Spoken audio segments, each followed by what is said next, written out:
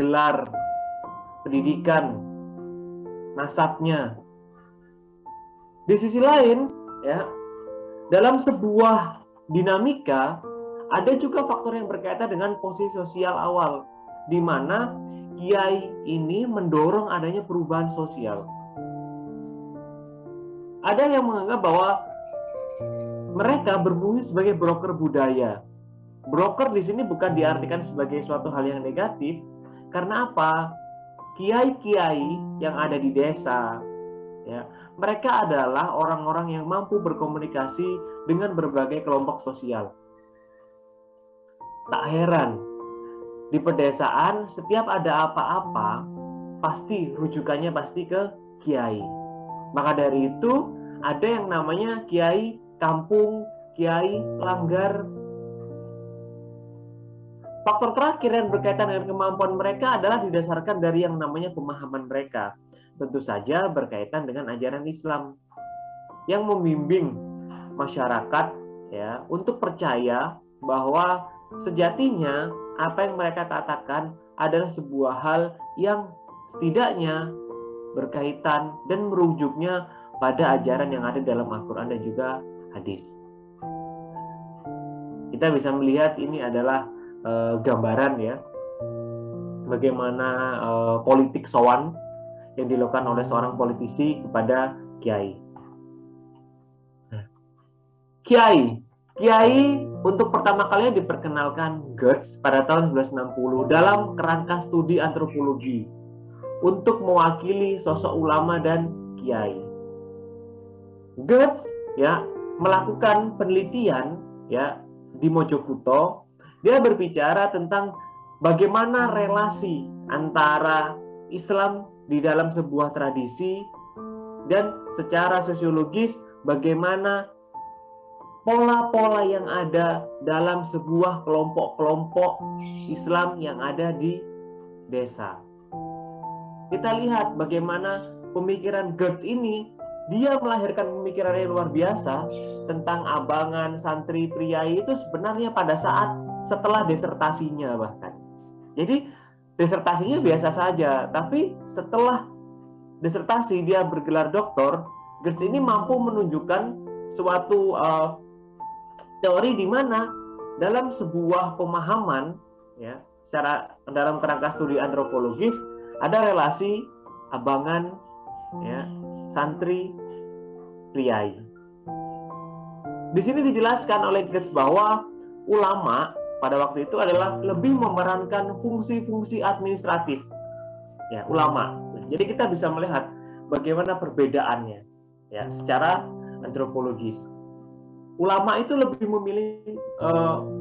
lebih memerankan fungsi-fungsi administratif, sedangkan kiai, ya, cenderung bermain pada tataran kultural, ya. Jadi jelas bahwa secara administratif itu ulama, sedangkan kiai ini bermain secara kultural, dibedakan. Nah, lantas bagaimana kita melihat fenomena yang ada saat ini? Nah, studi yang dilakukan oleh Horikoshi pada tahun 1978, ya, dia menunjukkan bahwa kekuatan kiai ini bersumber pada perubahan sosial, bukan saja pada masyarakat pesantren, tapi juga sekitar. Jadi jelas bahwa seorang kiai dia memiliki fungsi, ya, sebagai agen perubahan sosial. Perubahan sosial ini di dalamnya adalah bagaimana para ulama, para kiai ini bisa mereduksi konflik untuk bisa selesai.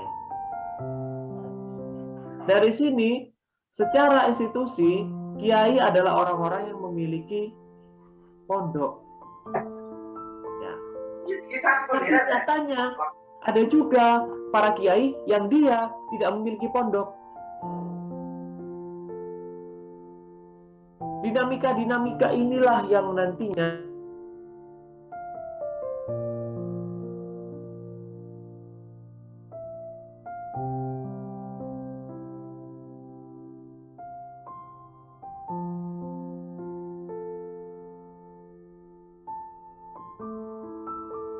Maaf Pak, suaranya ter-unmute. Oke, bahwa sejatinya kiai ini bukan saja memiliki institusi, tapi dia memiliki pengaruh. Nah, jadi jelas bahwa kiai ini juga memiliki pengaruh. Nah, sementara Goetz, ya, dia menunjukkan bahwa kiai ini sebagai makelar budaya, cultural broker, yang menyatakan bahwa pengaruh kiai ini terletak pada pelaksanaan fungsi makelar ini. Fungsi makelar jangan dianggap sebagai suatu hal yang negatif. Karena di sini kiai, cultural brokers ini adalah bagaimana dia bisa menciptakan perubahan dalam dinamika sosial politik yang ada di tataran desa. Jadi kalau kita melihat kiai, kita lihat dari tingkat yang paling kecil terlebih dahulu. Jangan kita melihat bahwa kiai lebih besar. Karena banyak kiai-kiai di daerah tentu saja. Di samping kiai-kiai yang sudah terkenal. Karena awal mulanya ya dari institusi ini, pondok pesantren. Faktor kedua, tadi kita mengetahui faktor pertama adalah bagaimana kiai sebagai cultural broker, sumber perubahan sosial ya. Yang kedua adalah faktor kekuatan personal. Jadi jelas bahwa di sisi lain kiai ini juga punya karisma. Karisma ini diwarnai oleh pemikiran teologis yang menjadi dasar perilaku yang diperankannya. Sebagai sosok yang sering diidentifikasi memiliki kekuatan karismatik, kiai juga dipandang memiliki kekuatan luar biasa. Salah satunya adalah untuk menggerakkan khususnya dalam menentukan pilihan-pilihan politik. Nah, kenapa kiai masuk dalam pembahasan kita? Karena kita tahu bagaimana ya peran, bagaimana karisma, bagaimana fungsi yang dimiliki oleh seorang kiai ini, kiai, ulama, habaib. Mereka punya gerakan-gerakan dan bisa menggerakkan masyarakat secara khusus. Karena kita sadari bahwa di sisi lain kiai ini dipandang oleh banyak penganutnya selain memiliki kekuatan secara personal, dia memiliki kekuatan untuk menggerakkan. Nah, lantas bagaimana kita melihat peran ya kiai ini seperti apa? Kiai dan persepsi teologis masyarakat. Kita lihat nih bahwa penelusuran menyebutkan bahwa sejatinya ya kita melihat bahwa dalam pemikiran teologis kiai ini merujuk pada yang namanya konsep iman. Nah, tak jarang ya banyak para santri yang begitu tawaduknya, begitu setianya terhadap kiai. Karena memang demikian, karena kiai ini dianggap sebagai suatu hal yang sangat luar biasa. Dalam masyarakat Islam, kiai merupakan salah satu elit yang mempunyai kedudukan yang terhormat dan berpengaruh pada perkembangan masyarakat. Lebih dari itu, secara teologis, ia juga dipandang sebagai sosok pewaris para nabi. Dan jelas bahkan ya, ada beberapa kiai yang memiliki nasab ini. Tidak mengherankan jika kiai memiliki sumber legitimasi dari berbagai keagamaan. Ya. Tapi juga dari aspek kehidupan. Jadi bukan hanya legitimasi keagamaan saja. Di sisi lain ada legitimasi lain. Salah satunya adalah politik.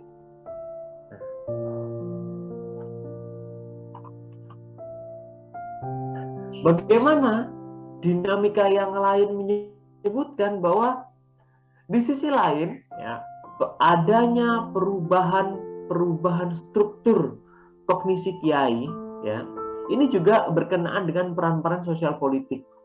bagaimana secara teologis yang awal mulanya menggunakan konsep iman tadi dipahami sebagai suatu pola tarik-menarik, bagaimana praktek sosial, bagaimana relasi sosial yang terbentuk dan diciptakan kiai dalam menjalankan fungsi gandanya. Tak heran, banyak saat ini ketika kiai sudah memiliki pondok pesantren, dia masuk ke dalam dunia politik. Entah itu melalui institusi keagamaannya atau masuk melalui ada partai-partai politik yang dia menjadi basis kelompok-kelompok pesantren.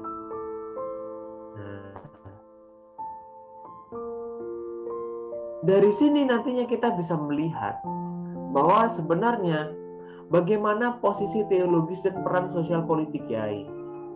Karena apa? Seberapa jauh kiai memerankan ajaran agama yang diyakini, ya. Kita tahu bahwa kiai adalah orang yang dipandang luar biasa oleh masyarakat. Setiap ucapan, perilaku, tindakannya itu sangat akomodatif pada perubahan. Hingga akhirnya ya, para kiai menjadi akomodatif pada perubahan baru yang ditawarkan oleh pikiran modern atau alam pikiran yang didominasi tradisi lokal yang ada. Tak heran bahwa Kiai Langgar dia bisa menggerakkan massa untuk memilih dirinya sendiri atau memilih orang lain yang dia dukung. Karena kita bisa melihat bagaimana agama dan politik bermain. Ya. Agama bisa menyelesaikan konflik politik atau bahkan agama bisa menciptakan konflik politik. Jadi kita berbicara realitas. Bagaimana realitas sosial yang ada menyebutkan bahwa dalam dinamika politik yang ada saat ini, kita tidak bisa dilepaskan dari yang namanya bentuk praktek-praktek, ya, peran relasi politik kiai.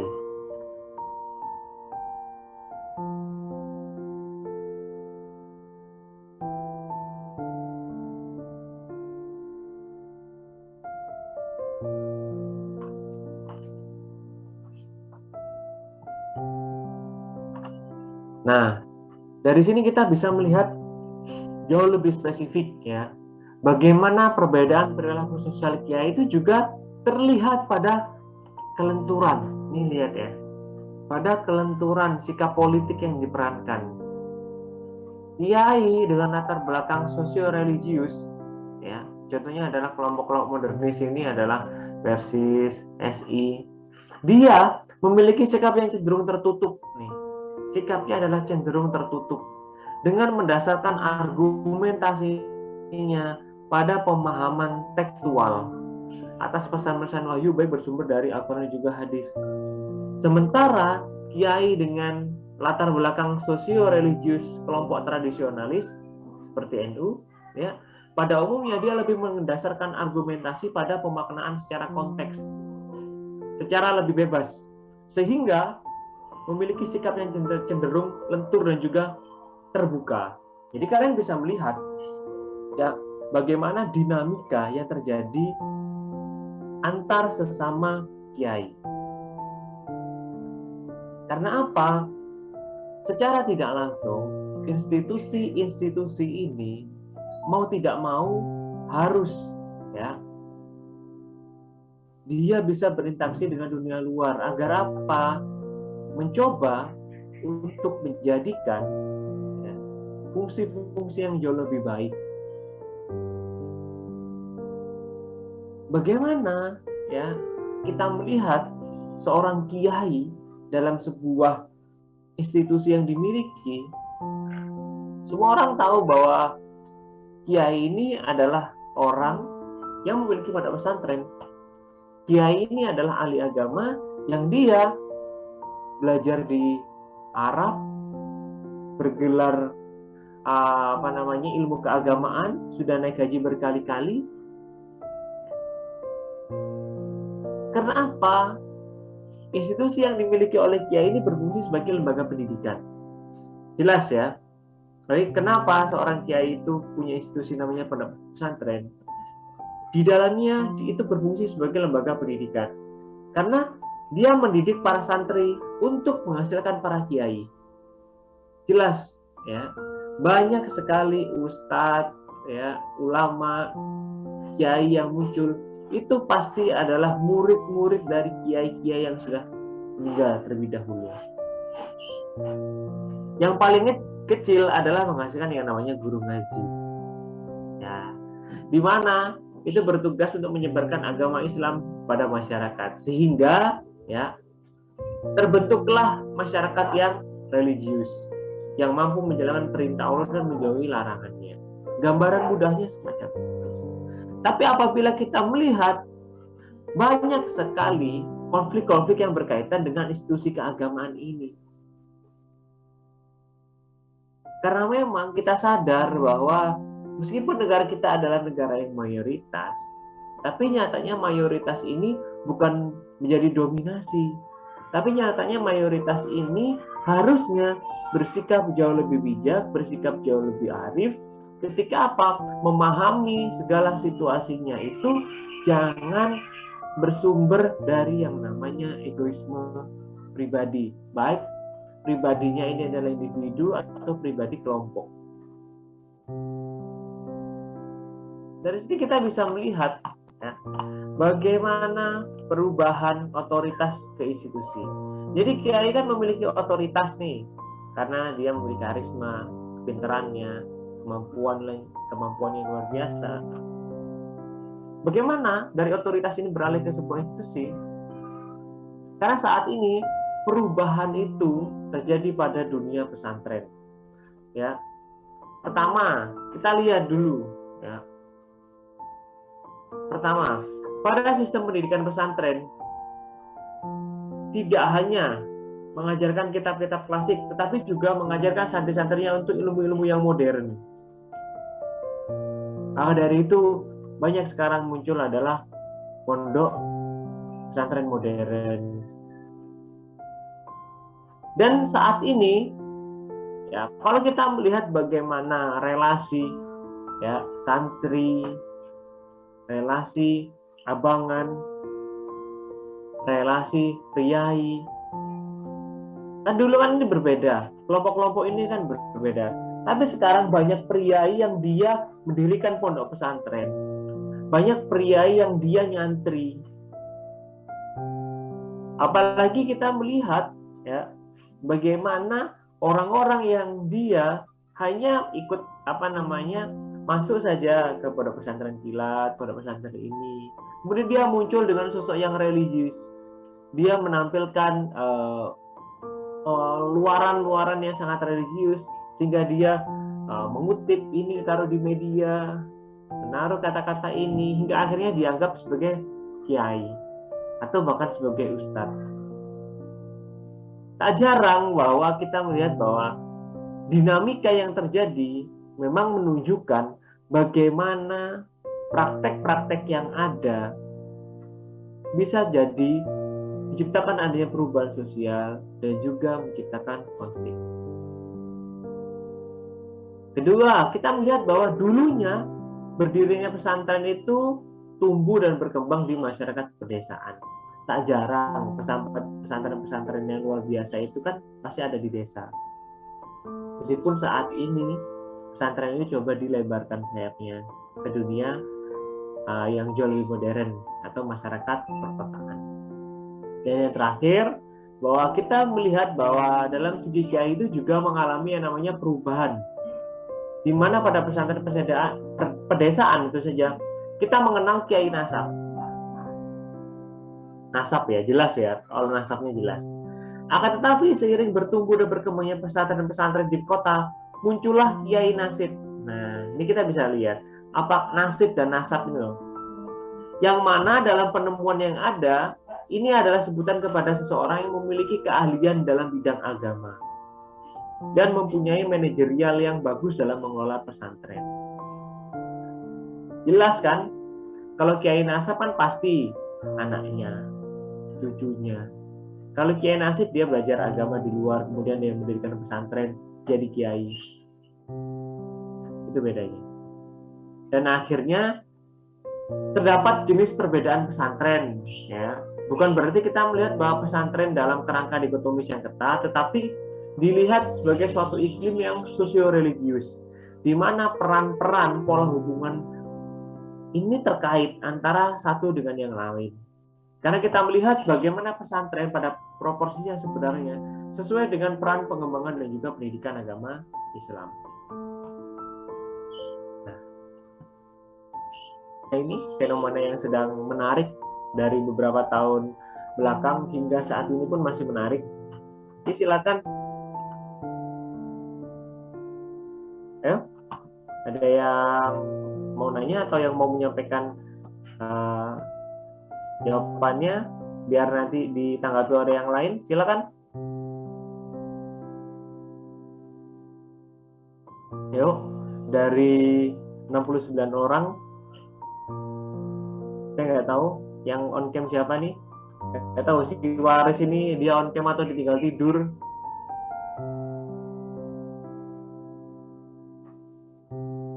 Loh, ini pada kemana semua nih?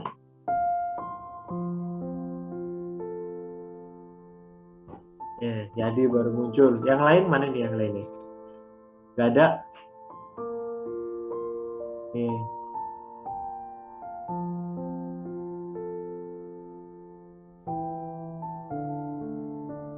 Oke, ayo ada yang ingin ditanyakan, silakan.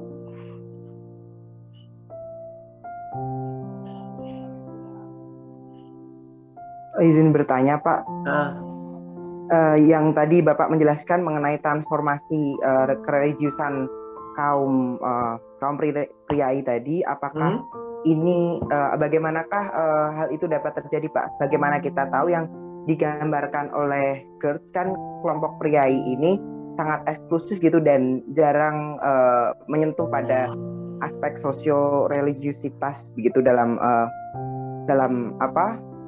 pengusahaan mereka sehari-hari. Nah, apakah adanya transformasi religiusan pada Orde Baru ini mengubah corak pandang mereka begitu, Pak, menjadi mereka lebih attract dan lebih tertarik ke bidang sosio-religiusitas dengan mendirikan pesantren-pesantren ini?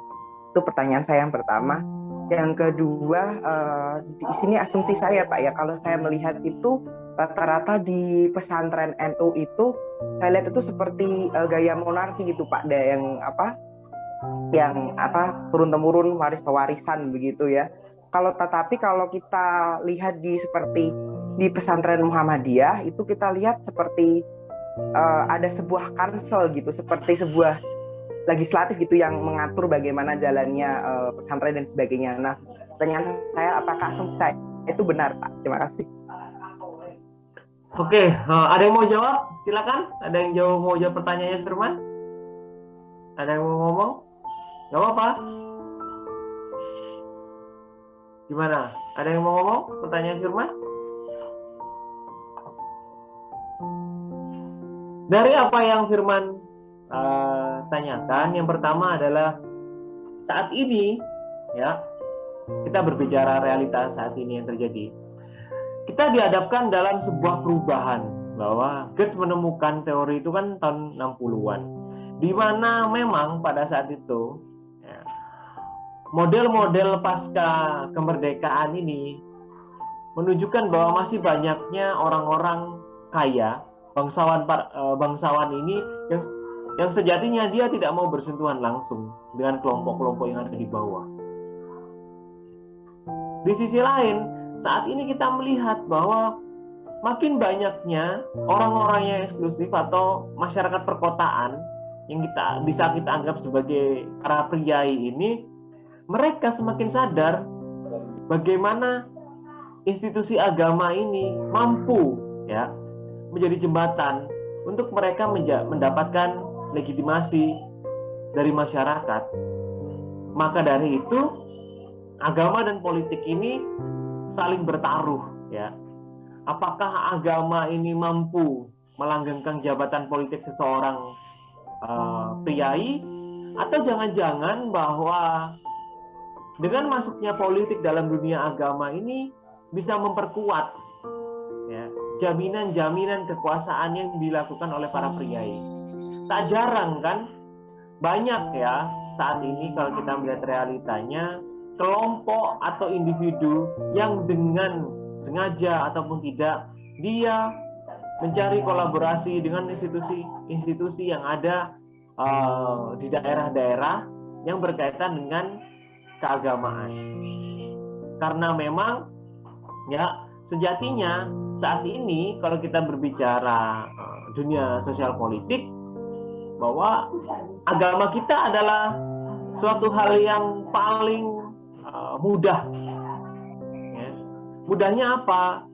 Dengan adanya toleransi, dengan adanya moderasi, dengan adanya isu pluralisme, kita mudah menerima, kita mudah mempersilahkan, dan kita kadang sering lupa bahwa sejatinya banyak sekali para tokoh agama yang mengatakan bahwa jangan menerima saudara kita yang selain non-muslim, ya. Jangan menerima ini itu.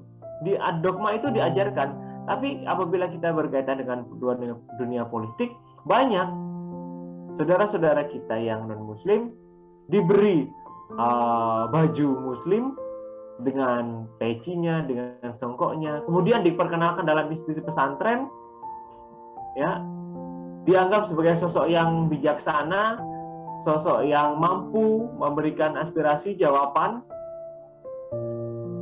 Ini yang terjadi. Maka dari itu, praktek-praktek priai masuk desa dalam kontestasi politik ini menjadi hal baru.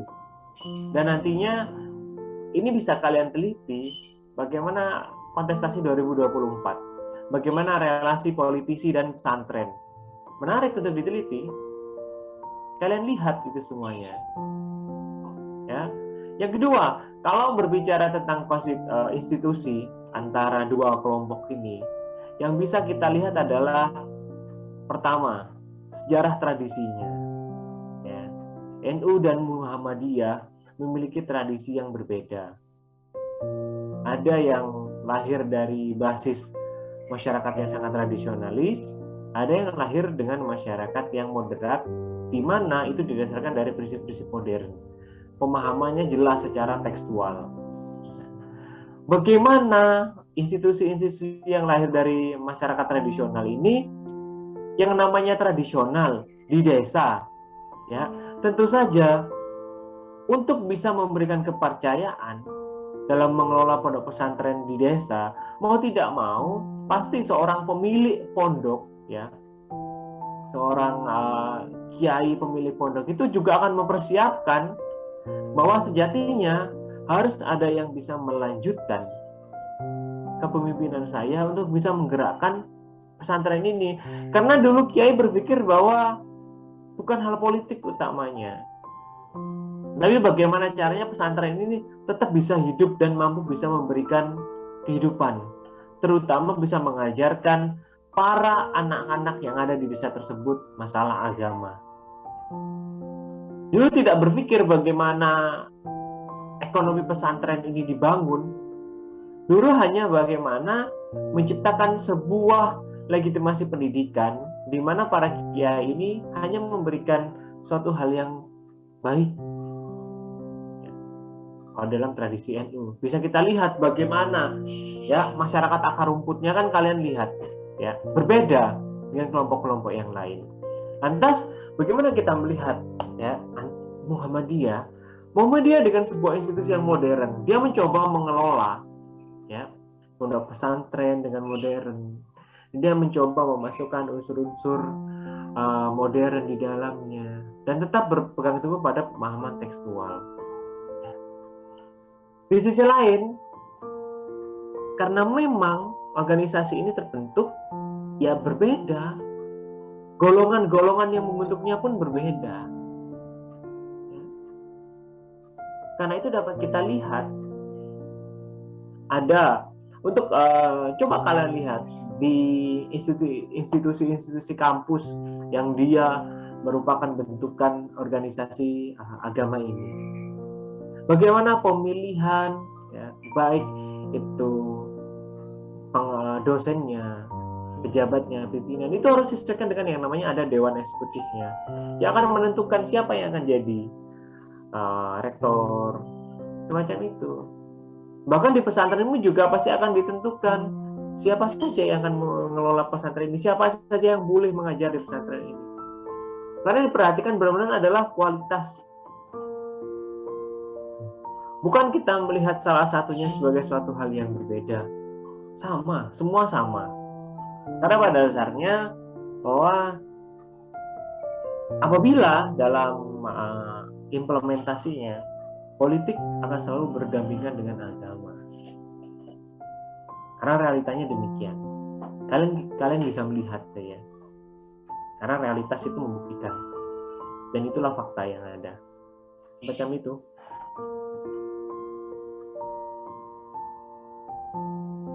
Baik Pak, terima kasih atas tanggapannya. Sebelumnya saya ingin menyampaikan disclaimer, di sini bukan saya mengibaratkan salah satu institusi demokratis atau tidak, tapi saya hanya mengasumsikan apakah sistemnya hampir sama seperti itu Pak, hanya untuk disclaimer. Seperti itu, terima kasih. Oke.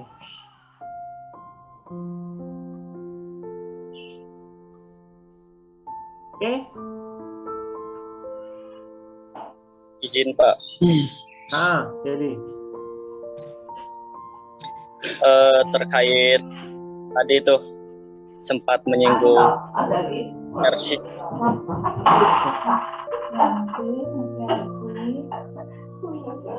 Terus gimana? Oke.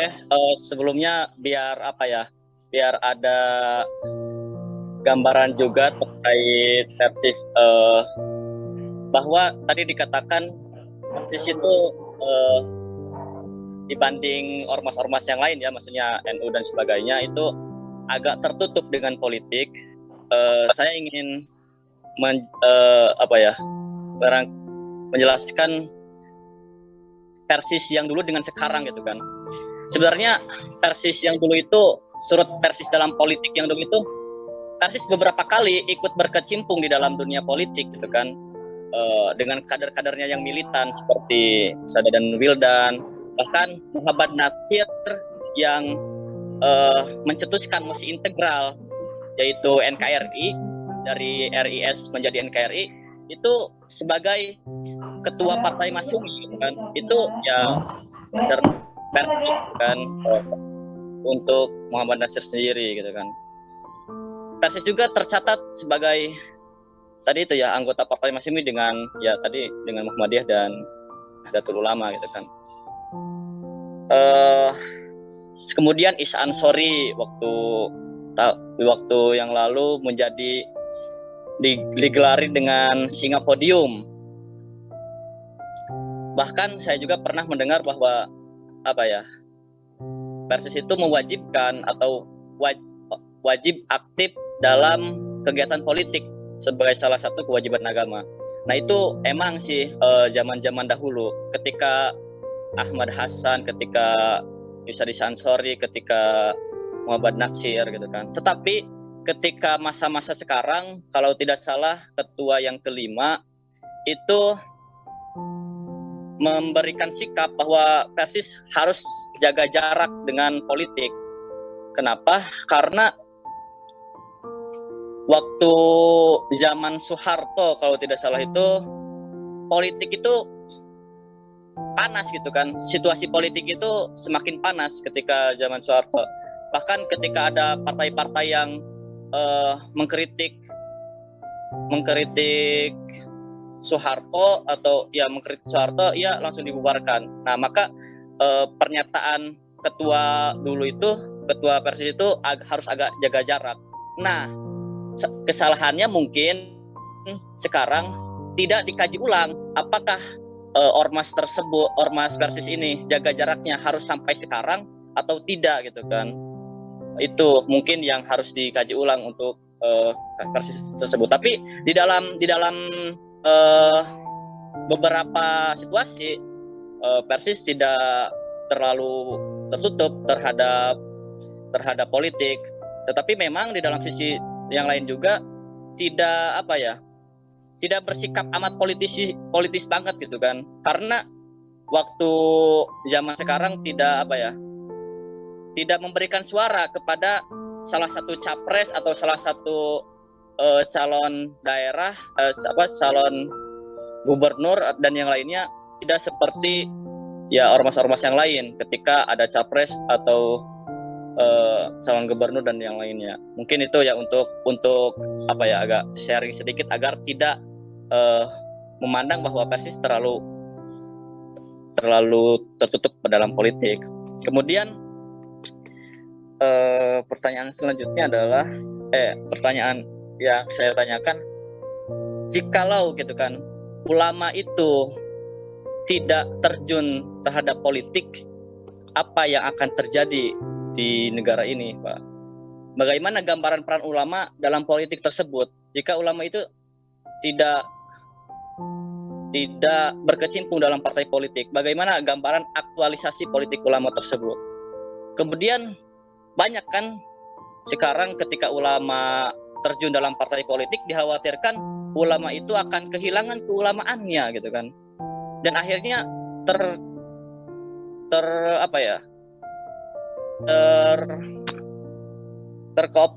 terkooptasi dengan urusan-urusan kekuasaan dan kepentingan. Nah, bagaimana agar hal itu tidak terjadi, Pak? Terima kasih. Oke, ada yang mau menanggapi, Adi? Ayo, silakan. Ada yang mau menanggapi Adi dulu? Dari sekian banyak Saya boleh, Pak. Oke. Gimana, Jar? Baik, mungkin untuk pertanyaan Mas Jahdi itu, bagaimana jika negara tidak ada ulama yang berkecimpung dalam dunia politik? Pertanyaan sangat menarik ya. Tetapi tadi juga dijelaskan bahwa takutnya ketika ulama sudah terjun di dunia politik, keulamaannya itu hilang karena kepentingan politik dan lain sebagainya. Kalau menurut dari saya itu personal ya Mas Yahdi. Jadi tergantung ulama atau pribadinya. Ketika dia bisa memegang teguh nilai-nilai yang ada di ajaran agamanya, tentu dia tidak akan terpengaruh oleh kepentingan politik yang menguntungkan misalnya kelompoknya pribadi. Tetapi dalam realitasnya tidak banyak ulama seperti itu. Lebih ulama yang menjabat sebagai pemimpin politik di partai atau mungkin di kementerian seperti itu, terkadang masih kita melihat luarnya itu bagus, tapi sebenarnya apa yang di dalam, misalnya aja konteks pemilu 2019 itu banyak sekali kejanggalan-kejanggalan terkait, mungkin saya tidak mau menyebutnya ya, kejanggalan-kejanggalan banyak lah itu terkait ulama. Kemudian tetapi memang betul dari Mas Yahdi, jika negara ini tidak ada ulama yang mau mengaktualisasikan diri terhadap politik, itu juga akan berdampak buruk bagi negara ini. Karena partai politik jika hanya diisi orang-orang yang buruk, orang-orang yang tidak memiliki karakter, juga akan hancur negara ini. Tapi kita juga memang perlu ulama di dalam partai politik. Jadi harus seimbang begitu Mas Yadi kalau dari saya. Soalnya tanpa adanya ulama dalam partai politik, berarti dunia politik, dunia kekuasaan akan dikuasai oleh orang-orang yang buruk. Nah, itu akan menghancurkan negara ini. Tetapi kalau masih ada keseimbangan untuk masuk dunia politik, orang-orang yang baik tentu akan baik untuk negara ini. Seperti itu Mas Yadi. Oke, ada yang lain? Ada yang mau nambahkan yang lain? Silakan. Saya Pak. Gimana? Ya, saya setuju dengan pendapat Mas Fajar. Itu banget Pak, karena ulama kalau udah ada di kota setidaknya mengatur biar kata Mas Fajar tadi tidak dikuasai oleh orang-orang yang kacau gitu Pak. Nah, untuk yang ya sekedar klarifikasi menurut Mas Yadi tadi. Mas Yadi itu ketika dalam klarifikasinya ada juga menyinggung yang lain Bapak. Terus kalau dipanjangin malah tambah ribet. lebih baik kalau seperti itu jangan diklarifikasi di sini. Mungkin seperti itu Mas Yadi. Assalamualaikum. Ada yang lain? Siapa yang mau ngomong? Izin menambahkan, Pak. Oke, gimana? Syafia? Ya, terkait maksudnya para ulama yang berkecimpung di dunia politik, ya sedikit banyaknya setuju juga dengan Mas Fajar bahwa ulama yang berkecimpung ya tetap ada pengaruhnya, ulama yang berkecimpung di dunia politik, walaupun realitanya memang yang misalkan terjun di dunia politik, dia ulama, terus diharapkan sebagai penyeimbang, ya. Tadi kan ada kata-kata penyeimbang antara ya politik jangan diisi orang-orang yang biasa saja, di dalamnya harus ada ulama sebagai penyeimbang. Tapi seperti yang dikatakan Mas Fajar tadi bahwa realitanya banyak juga ulama yang terjun di dunia politik tapi malah bukan menjadi penyeimbang, tapi malah dia yang seperti terbawa di dunia politik. Jadi ada unsur-unsur ulamanya itu menjadi hilang gitu loh. Jadi yang kita butuhkan di sini tidak menurut saran saya ya Pak, tidak semestinya tidak perlu para ulama terjun secara langsung menjadi orang-orang yang langsung terjun ke politik, tapi bisa juga menjadi tameng-tameng mereka gitu loh. Sekedar bisa menjadi penasehat dan sebagainya, tidak harus mereka nyemplung langsung seperti menjadi anggota dewan dan sebagainya, tapi cukup memberikan arahan atau memberikan saran kepada orang-orang yang mungkin dianggap kurang baik gitu loh Pak. Jadi mereka menjadi itu menjadi menjadi penasehat lah, kurang lebih seperti itu Pak. Terima kasih. Saya izin Mas menambahkan. Iya Jeril, gimana Jeril? Makasih Satya. Iya, kalau menurut saya ya Pak ya, peranan ulama dalam politik itu kan ulama tuh bisa menjadi bisa mengontrol keadaan sosial keagamaan gitu dalam kehidupan real masyarakat, dan ulama itu kan juga bisa memberikan masukan kepada pemerintah atau bahkan menentang kebijakan umara apabila dia melakukan kezaliman gitu kan. Nah kan banyak tuh, bahkan tidak jarang kan ada ulama yang secara terang dan tegas gitu berdiri di belakang umara walaupun tahu bahwa terdapat sisi kezaliman dalam diri sang umara gitu. Nah ulama tuh bertindak sebagai pengikut namun sekaligus pabrik fatwa. Nah guna menjustifikasi aksi politik dan kebijakan umara yang tidak jarang bertentangan dengan syarak dan nalar sehat manusia gitu.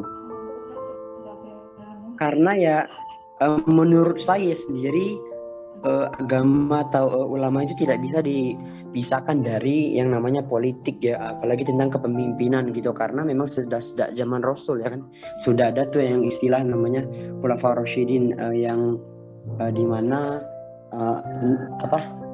masa Khulafaur Rasyidin itu terhenti sejak wafatnya Ali bin Abi Thalib gitu kan. Nah, namun bisa kita lihat bahwasanya dalam masa Khulafaur Rasyidin itu kan gimana gitu kan Islam itu berjaya gitu. Nah, itu kan tentunya dengan adanya politik dari Islam itu sendiri gitu. Jadi menurut saya yaitu agama, politik, ulama itu nggak bisa dipisahkan gitu. Karena ulama itu memiliki peran yang signifikan dalam wilayah politik. Kontribusinya juga sangat positif walaupun negatifnya. Kalau kata Syekh Yusuf Al-Qaradawi itu Islam itu nggak hanya tentang akidah, teologis atau syiar peribadatan. Islam juga bukan semata-mata agama yang mata hubungan antara manusia dan Tuhannya gitu. Tidak bersangkut paut dengan pengaturan hidup dan peta kemasyarakatan dan negara. kan Islam juga ada hubungannya gitu katanya dengan kehidupan politik itu. Itu Jirin. Ya gitu Pak. Jadi menurut saya ya urgensi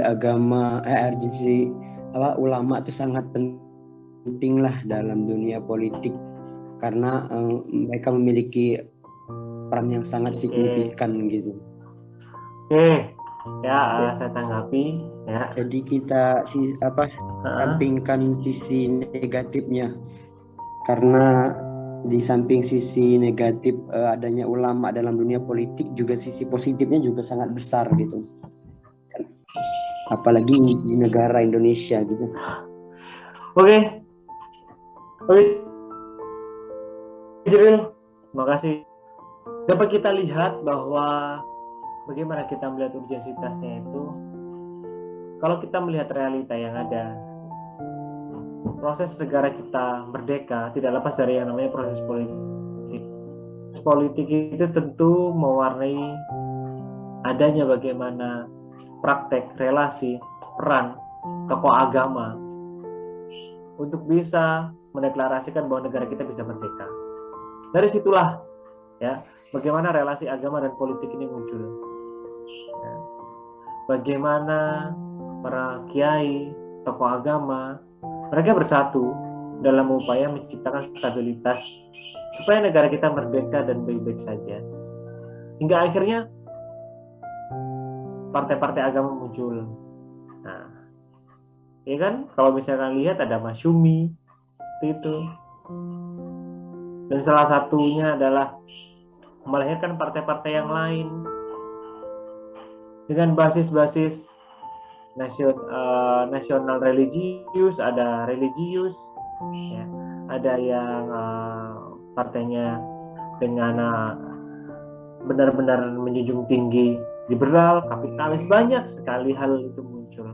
Tapi nyatanya bagaimana praktek ulama ini hadir saat ini? Tidak bisa dilepaskan bahwa Islam adalah agama mayoritas. Tentu saja politik apabila tidak menggandeng para tokoh agama Islam, politik pasti akan kehilangan jati dirinya. Di mana? Karena sebagian besar pemilihnya adalah mayoritas agama Islam.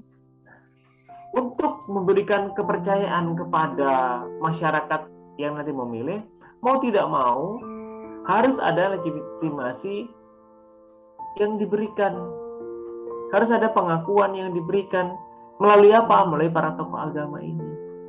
Tak jarang ya kalau kita melihat banyak sekali tokoh agama, ulama mulai maju berkontestasi politik, masuk melalui partai politik. Di mana jelas partai politiknya tentu partai politik yang berbasisnya agama. Karena kalian bisa melihat realitanya demikian. Memang kalau kita melihat konteks Indonesia, agama tidak bisa dilepaskan dari permasalahan politik. Begitu juga sebaliknya. Para tokoh agama mulai berpolitik, politik masuk ke institusi pondok pesantren, institusi keagamaan. Karena memang bahwa sejatinya tidak ada hal ya,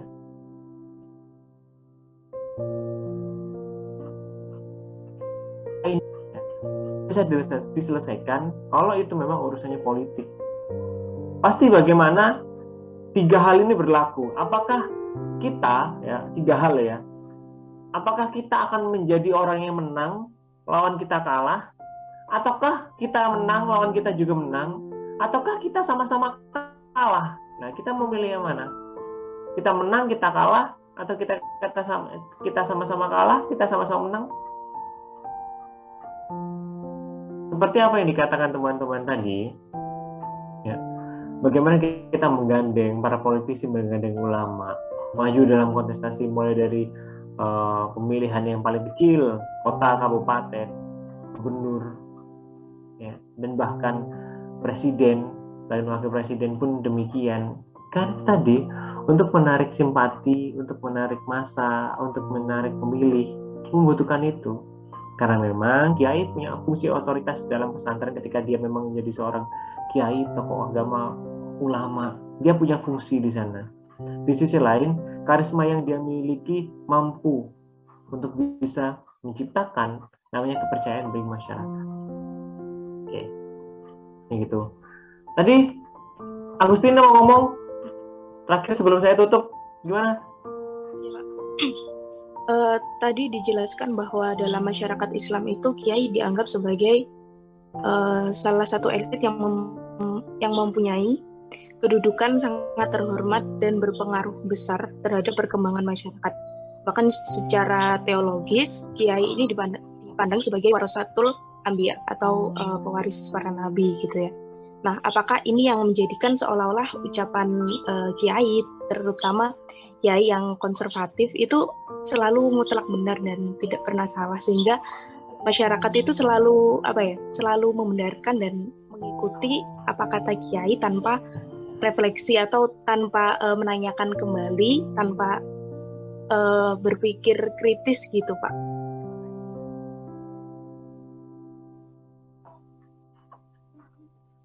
Oke, ya, kalau kita melihat bagaimana peran dan praktek itu terjadi, ya, yang harus kita ketahui adalah bagaimana para elit yang ada di desa ini, kiai kampung, kiai langgar ini, mereka itu punya keistimewaan. Tanpa kita sadari bahwa orang yang punya langgar itu punya keistimewaan apa? Dia selalu menjadi imam di langgarnya. Karena orang lain juga pasti akan sungkan kan? Itu bukan langgar saya, itu bukan musola saya kini numpang sholat. Maka dari itu, para pemilik langgar ini hanya institusinya langgar loh ya, tapi mereka punya legitimasi untuk bisa menarik simpati banyak orang, memilih orang lain untuk bisa dia percaya.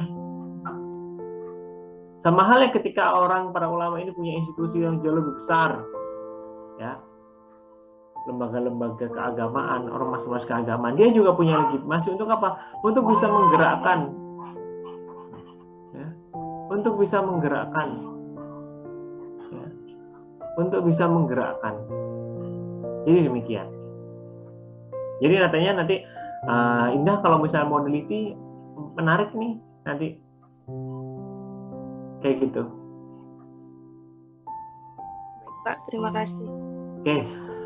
Oke, mungkin itu dulu ya perkuliahan kali ini. Silakan kalian on-cam untuk bisa kalian absen. Absennya sudah saya buka sampai jam 3 sore. Ingat, sampai jam 3 sore saja absennya saya buka.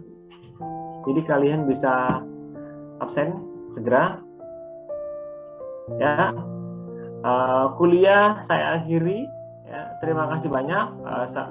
Selamat pagi. Assalamualaikum warahmatullahi wabarakatuh. Waalaikumsalam.